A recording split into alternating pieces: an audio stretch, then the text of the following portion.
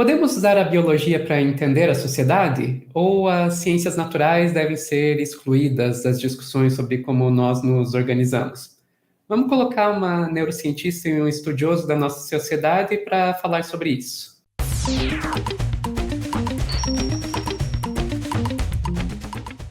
Tá, vamos lá. Agora vai chegar a hora de eu dar a minha carteirada, que hoje eu estou trabalhando como jornalista, mas eu gosto de brincar que eu sou uma ex-cientista que se tornou jornalista. Eu comecei na ciência, fui para o jornalismo científico e de algum jeito acabei falando da pauta política aqui no Meteoro.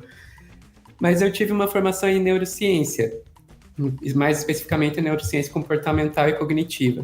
E daí eu estava vendo a capa, eu estava vendo aqui o livro que o Calejão acabou de lançar, né, Esfarrapados, como o elitismo histórico-cultural moldou as desigualdades no Brasil, e vi que eu vou até mostrar aqui um pedacinho do sumário, a gente tem lá no capítulo 2, por que as ciências naturais não devem ser usadas para pensar a sociedade. E eu vou dizer uma coisa, Calejão, entendo perfeitamente, você olha a história das pessoas tentando enfiar as ciências naturais no estudo da sociedade, você vê que sai daí justificativa para racismo científico, qual você já falou aqui na nossa live, sai aí a questão da misoginia também, a Simone de Beauvoir teve que escrever um livro inteiro para dizer, olha, a gente não é bem assim.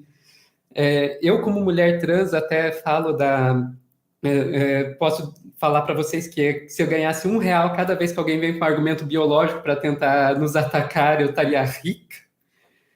Dito isso, como neurocientista, eu tenho que dizer, também não dá para tirar as ciências naturais da história. Também não dá para tirar as ciências naturais da história. A gente vai olhar para essa situação, a gente vai ver que o nosso contato com o mundo é através da biologia, né? Os órgãos dos sentidos, tudo que a gente interage com o mundo é limitado pela maneira com que os nossos órgãos dos sentidos funcionam.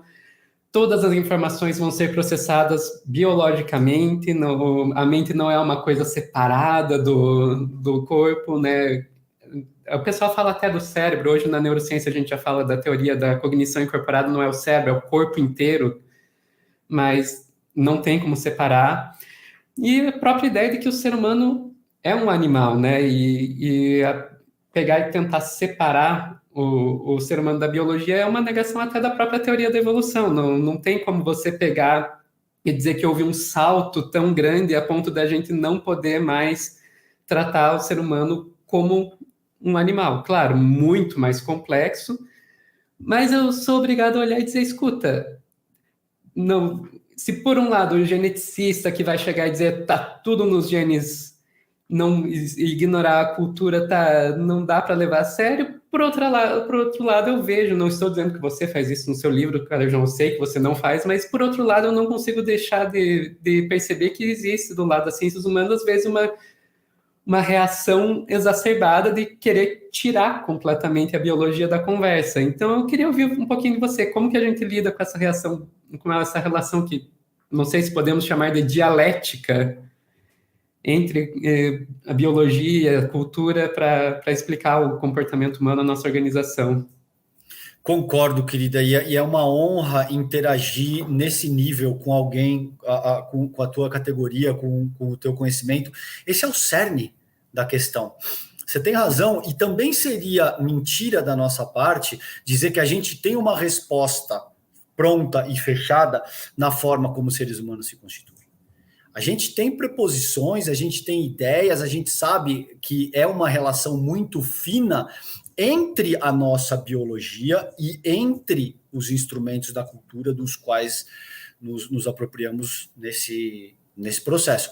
Agora, você tem razão, a minha, eu inclusive, eu vou te mandar, Sofia, me interessa, e aí eu estou pensando em mim mesmo, tá? Não estou nem sendo gentil. Eu quero me aproveitar do teu intelecto para que você leia e você me diga o que você acha, porque é exatamente essa argumentação que eu faço. Ninguém nega, por exemplo, que existe uma biologia, ninguém nega, por exemplo, a importância das ciências naturais, tais como matemática, física, química, esse tipo de coisa, é absolutamente importante, e seria loucura da minha parte propor que a gente negligencie, ou que isso não tem nenhuma importância, ou que a a biologia humana não exerce nenhuma função na forma como você se constitui.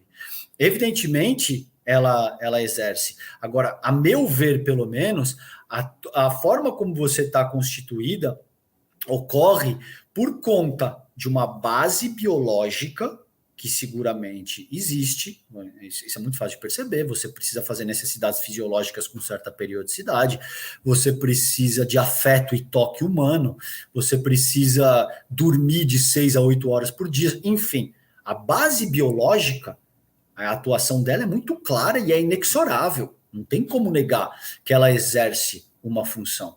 Daí a tentar explicar a complexidade humana através meramente da biologia, como eu entendo, é um problema e é um reducionismo e não chega nem perto de explicar a complexidade segundo a qual os seres humanos se desenvolvem e, consequentemente, as nossas sociedades, os países e toda a humanidade de uma forma mais ampla. Porque essa discussão no nível ontológico, interpessoal, é importante, porque por extrapolação você ganha propriedade para refletir acerca de como é que as sociedades se compõem. Então você parte de teorias de desenvolvimento para refletir acerca de teorias sociais. Essa é fundamentalmente a questão e é o que eu tento fazer aí. Então, não só eu concordo em gênero, número e grau com o que você acabou de dizer, não tenho nenhuma observação para fazer, mas eu acho que é extremamente inteligente. E esse é o cerne da análise que deve ser feita. Não é um jogo de soma zero no qual se aplica isso ou aquilo. As duas coisas se aplicam de uma maneira dialética e você tem, por exemplo, diversos estudos agora que dão conta de epigenética e tal, que não é a minha especialidade, mas que te dão conta de te explicar como o meio e o objeto interagem de uma maneira muito dialética, considerando a forma como os dois estão organizados, estão determinados.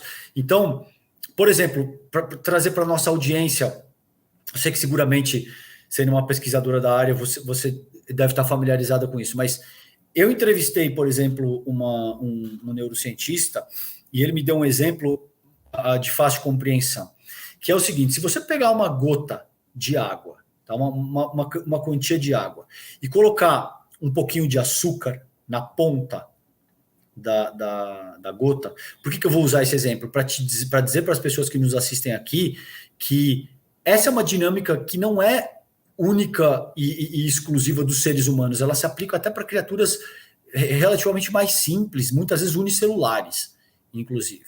Se você pegar essa gota e colocar um pouquinho de açúcar e colocar um ser, uma criatura unicelular ali, essa criatura nada para o lado doce da gota. E ao fazer isso, ela já tomou um ser unicelular. Veja que eu não estou te falando da criatura, da complexidade humana que envolve, enfim. Ao fazer isso, essa criatura já tomou uma decisão, né? Ela nadou para um lado da gota ao invés de nadar para o outro, e ao fazer isso, ela mudou a própria constituição dela e mudou a própria constituição daquele ambiente na qual ela habita. Nesse contexto, como eu sinto a vida humana, pelo menos, é basicamente por aí.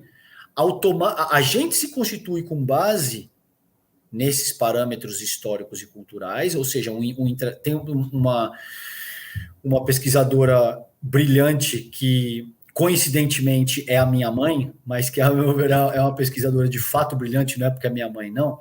Tem um capítulo que eu utilizo nos Esfarrapados dela, que ela diz o seguinte, que a personalidade se forma com base no entrelaçamento dinâmico entre o teu tempo autobiográfico e o teu tempo histórico geracional.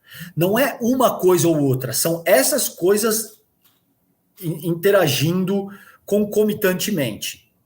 E com base nisso se produz tanto o ambiente no qual nós vivemos, quanto a tua própria personalidade.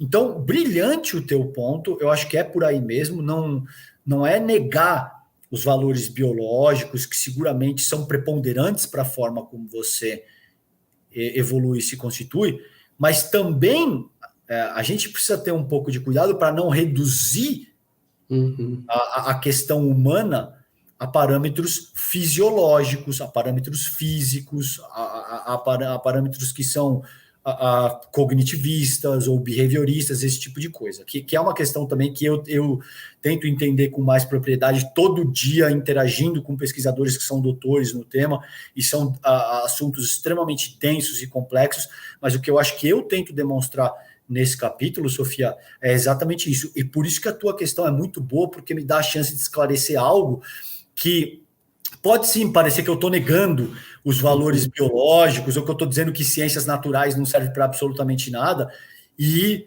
é longe disso. Eu estou propondo que a questão é muito mais complexa do que se tentou pleitear ao longo dos séculos passados. Muitas vezes quando as pessoas trazem a questão da biologia para esse tipo de discussão, elas fazem com base num determinismo, que é uma coisa que dentro das próprias ciências naturais já não se leva mais a sério, né?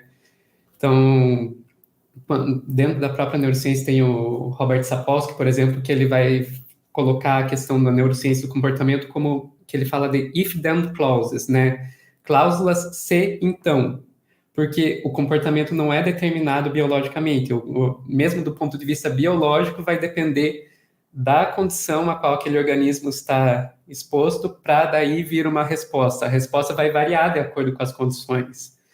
Você também tem toda a questão na neurociência que a gente fala da plasticidade neural, de acordo com o seu ambiente, o seu cérebro vai se mudando aquele ambiente. Então, você não pode achar que vai ser a mesma resposta sempre, independente do ambiente. Então, quando a gente fala da questão da biologia, não pode de jeito nenhum cair no determinismo. É exatamente isso, Sofia. Muito bom ponto. Essa discussão é muito boa e é muito bom interagir com alguém que tem esse tipo de bagagem, que tem esse tipo de referência, que tem esse tipo de visão integral da questão, como você e o que a gente está fazendo aqui nessa ocasião. Muito feliz de poder abordar isso nesse nível com você, querida. Obrigado por essa oportunidade, viu?